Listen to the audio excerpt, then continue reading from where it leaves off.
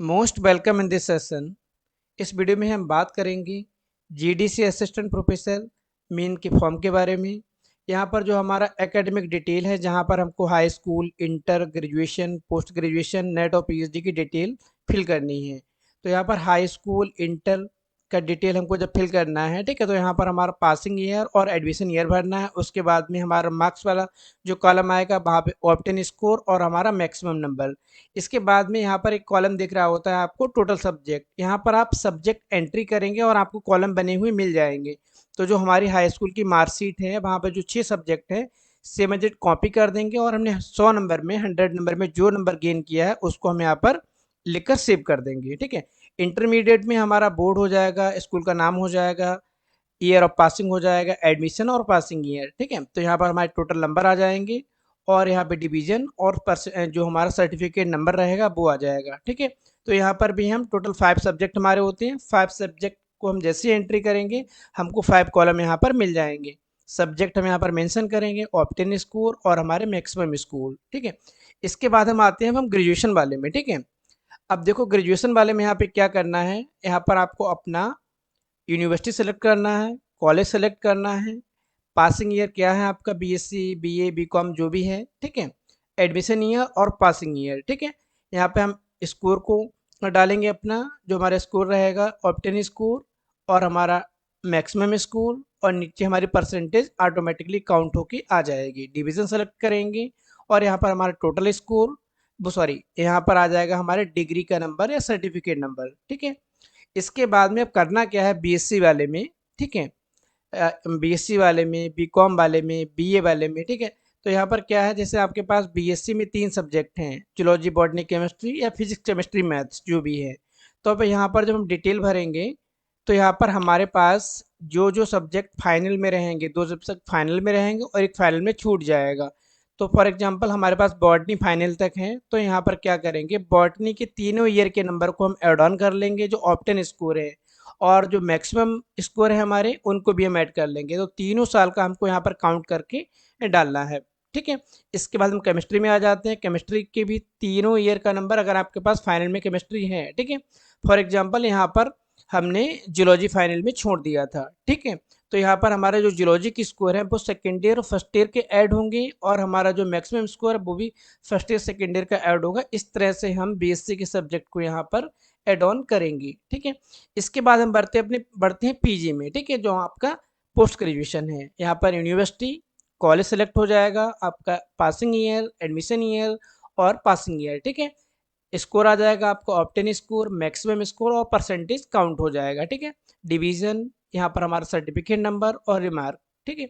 इसके बाद में अब आपके एमएससी में यूनिवर्सिटी के अकॉर्डिंग जितने पेपर हैं, ठीक है, प्रैक्टिकल को भी हम एड ऑन करेंगे यहाँ पर, और इस कॉलम में हम उतने पेपर को भर देंगे। फॉर एग्जाम्पल अब यहाँ पर एमजेपी रोलकर यूनिवर्सिटी बरेली में जो एमएससी है वो है हमारा यहाँ पर ईयर वाइज। अगर आपके यहाँ सेमेस्टर वाइज है तो जितने भी ओवरऑल पेपर होंगे एमएससी में वो हम यहाँ कॉलम में भरेंगे, हमको उतने कॉलम मिल जाएंगे, ठीक है। तो यहाँ पर जितने कॉलम भरेंगे आप बेसिक डिटेल भरेंगे यहाँ पर। फॉर एग्जाम्पल ईयर वाइज है, ठीक है, 12 पेपर हैं, 5 पेपर और एक प्रैक्टिकल फर्स्ट ईयर में और 5 पेपर और एक प्रैक्टिकल सेकेंड ईयर में। तो उसी सीक्वेंस में यहाँ पेपर 1 भरा गया, ठीक है, ऑप्टेन स्कोर और हमारे मैक्सिमम स्कोर, ठीक है। इस तरह से हम आगे कंटिन्यू करते रहेंगे। ये फर्स्ट ईयर तक का था। सेकेंड ईयर में हमारे पेपर के नाम आ जाएंगे और हमारे स्कोर आ जाएंगे। इस तरह से हमको यहाँ पर सबमिट कर देना है। फॉर एग्जाम्पल आप एमए का भर रहे हैं, आप बीकॉम का, एमकॉम का भर रहे हैं, ठीक है, जो भी डिटेल है उसी तरह से आपकी रहेगी, ठीक है। और इनको हम सबको सेव करते जाएंगे। इसके बाद में आते हैं नेट और पीएचडी पे, ठीक है। अगर आपका नेट है, ठीक है, तो आप यहाँ पर जो ऑब्लिक करके दिया है, नेट, सेट, स्लेट, पीएचडी, ठीक है। अगर आपका नेट है, ठीक है, तो नेट में हमारी यूनिवर्सिटी नहीं होती है, क्यों, वो कराता है यूजीसी और सीएसआईआर। अगर आप यूजीसी नेट है, ठीक है, तो यूजीसी नेट भर देंगे यहाँ पर, या university grant commission and net, ठीक है। नीचे वाले में भी आप एनए भी कर सकते हैं और आप भर सकते हैं। ये साइंस का है तो यहाँ पे सीएसआईआर यूजीसी नेट फिल किया गया है। यूनिवर्सिटी कोई होती नहीं है तो ऊपर हम यहाँ पे ऑप्ट कर लेंगे अदर्स, ठीक है। आपका पासिंग ईयर कब का है नेट का, ठीक है, और यहाँ पर आपने कब फॉर्म फिल किया था, कब आपका रिजल्ट डिक्लेयर हुआ था। यहाँ पर देखो बहुत कंफ्यूजन है कि आपके पास स्कोर कार्ड है कि नहीं है। अगर आपके पास स्कोर कार्ड है तो उसमें स्कोर दिया गया है, उसको देख के यहाँ पर आप स्कोर भर देंगे। अगर स्कोर नहीं भी दिया है, आपके पास स्कोर कार्ड वहाँ पे परसेंटाइल दी गई, तो आप परसेंटाइल को भी भर सकते हैं। यहाँ पर आपको कॉलम मिलेंगे, ठीक है, परसेंटेज का भी है, परसेंटाइल का भी है, ठीक है।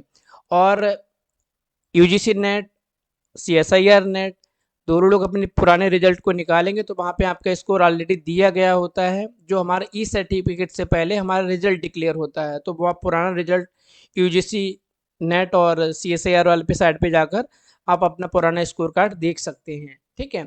अगर स्कोर कार्ड में स्कोर दिया गया है तो आप स्कोर भर देंगे, आप चाहेंगे परसेंटाइल भरना चाहें तो परसेंटाइल भी भर सकते हैं, ठीक है। और यहाँ पर ये डिवीजन वाला जो कॉलम आता है तो यहाँ पर हम एनए कर देंगे, यहाँ पे सर्टिफिकेट नंबर आ जाएगा आपका, और यहाँ पर जो आपका सब्जेक्ट रहेगा, जैसे यहाँ पे लाइफ साइंस है तो लाइफ साइंस को फिल किया गया है। अगर आप यूजीसी नेट में जाते हैं for Hindi, education, English, economics, geography जो भी रहेगा उसके हम स्कोर ऑब्टेन और मैक्सिमम स्कोर यहाँ पर कर देंगे।